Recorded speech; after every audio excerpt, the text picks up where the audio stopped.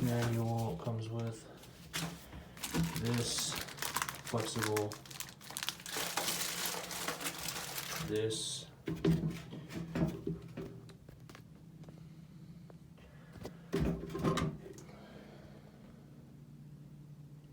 and then as you can see, the blade is different than most blenders. So if you're cleaning it, it's a lot safer. Obviously, don't put your hand in it while it's on this device, especially plugged in. And then here's the touchpad screen, which I'm not going to do because I'm not going to move this. I'm not doing that right now.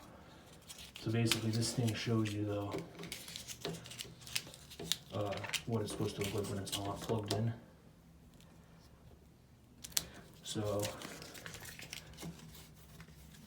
the base part is actually pretty heavy compared to most other blenders I've, like a regular, normal, I don't know, wire. So I haven't used this blender specifically, but I've used the classic version Blendtec. This thing seems pretty well made. Like this part.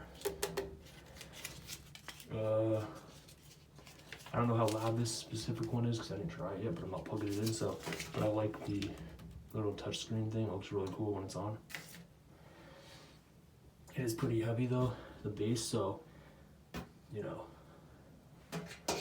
if you, I don't know, but of course the motor's a lot, probably better than most blenders.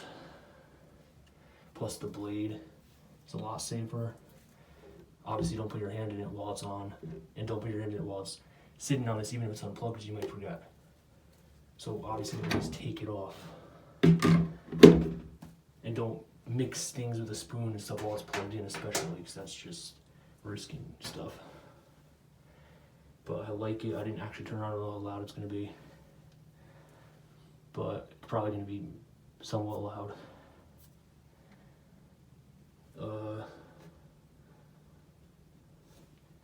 So I ordered this directly from Blendtec. I was going to get it on Amazon, but I didn't. And you're supposed to do the warranty, so when you buy this, you want to go on the website and get the warranty. Like, you don't want to wait, because you have a certain amount of time, I think, after buying it to get the warranty thing that comes with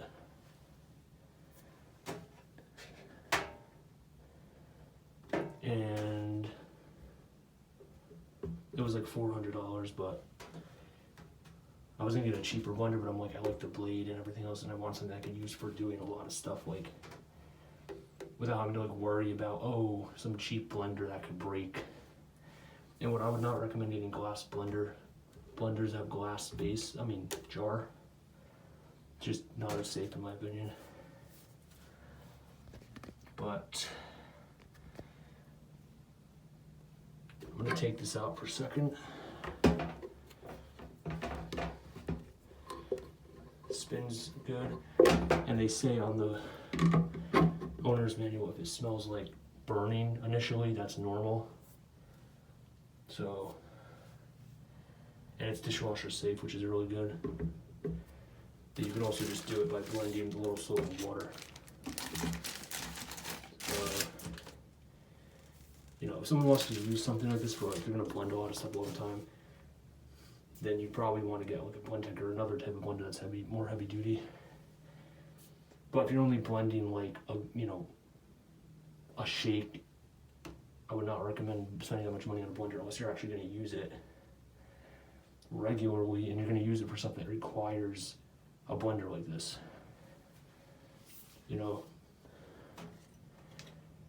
Someone's trying to get a blender and all they're going to blend is like some lettuce and some bananas that aren't even frozen. There's really no need to get this thing. Whatever.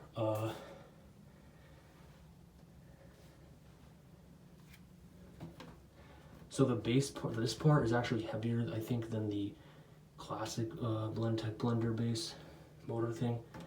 I don't remember exactly, it's been a while since I used a Blendtec classic. But this, I feel like it is heavier than the other one. But I do like the touchscreen thing. obviously, whatever. It's the end of this fucking video. Can't really say anything about the sound because I didn't use it. So I don't know how loud it's going to be.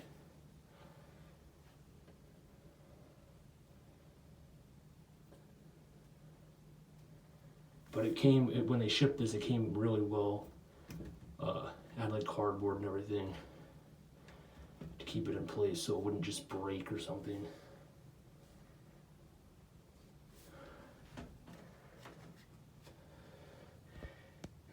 Before I end this fucking video, I'm gonna do a little